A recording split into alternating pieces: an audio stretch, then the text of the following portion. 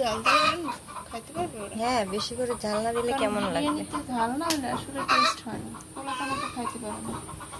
না, বিরিয়ানিতে একটু ঝাল ঝাল হবে। মানুষ যে কত প্রসেসে ভিডিও করে আমি পারি না। হয়ে গেছে মনে হয়।